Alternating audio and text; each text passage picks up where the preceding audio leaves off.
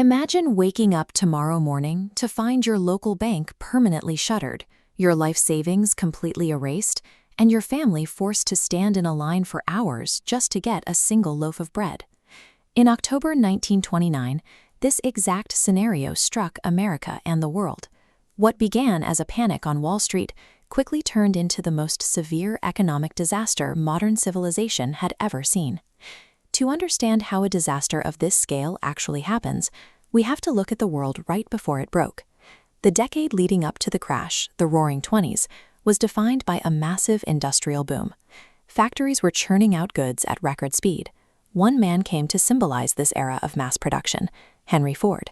His assembly line methods brought the cost of an automobile down so far that an ordinary worker could actually afford to buy one. Suddenly, millions of people had access to products that were previously exclusive to the wealthy. A middle-class family could gather around a brand new radio and pull live entertainment right out of the air. This booming industrial success created a national obsession with Wall Street. Month after month, stock prices climbed. Soon, school teachers, taxi drivers, and doctors were throwing their money into the market, entirely convinced that stocks could only go in one direction: up. All this sudden, widespread wealth created a dangerous collective delusion.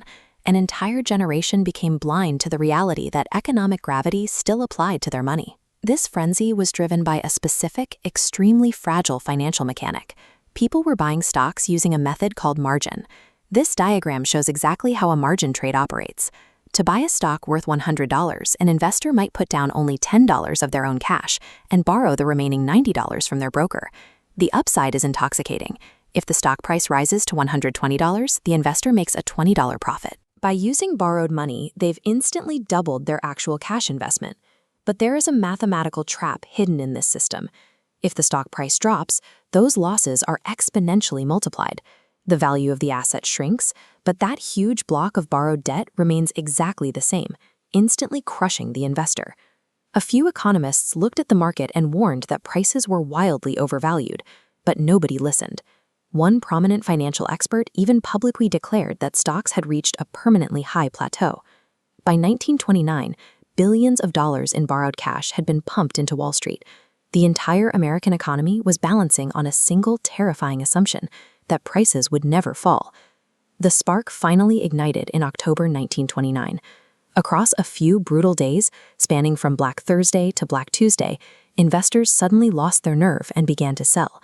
Panic took over completely. Millions of shares were dumped onto the market in a matter of hours. The volume of trading was so heavy that the mechanical ticker tape machines literally could not keep up with the collapsing prices. The margin trap violently snapped shut. Because so many people had borrowed money to invest, their fortunes vanished in an afternoon, leaving them buried under insurmountable debt. The contagion didn't stop at Wall Street. It targeted the banking system next. Without telling their customers, many banks took everyday deposits and gambled them on the stock market. When word got out, terrified citizens rushed to their local banks to withdraw their money. But banks don't keep all their cash in the vault. When everyone demanded their savings at exactly the same time, the banks collapsed. Millions of innocent people who had never bought a single stock in their lives, lost everything they had spent decades earning, simply because they trusted the financial system to hold their money. As thousands of banks failed, the lifeblood of the economy dried up. Businesses couldn't get loans to operate, so they shuttered their factories. Within a few years, 1 out of every 4 American workers was unemployed. The daily reality for the working class became a fight for basic survival. Able-bodied men who had spent their lives working were reduced to standing in crowded lines, relying on charity just to eat. Families who could no longer pay rent were evicted, abandoning their homes to build sprawling shantytowns out of scrap wood and tin. They named these bleak settlements Hoovervilles, a sarcastic jab at the president they blamed for their suffering. The United States was deeply connected to the global economy. When American banks collapsed and froze international credit, global trade ground to a halt. In Europe, this extreme economic desperation broke public trust in democratic institutions. When ordinary people lose their jobs, their savings, and their hope, radical ideologies become highly attractive. In Germany, already struggling with the aftermath of World War I, soaring unemployment and business failures created the desperation that the Nazi Party exploited to gain public support. In just a few years, a market collapse in New York had triggered a global chain reaction, destroying the livelihoods of families and creating the economic instability that would help redefine the coming decade. In 1933, the United States elected Franklin D. Roosevelt.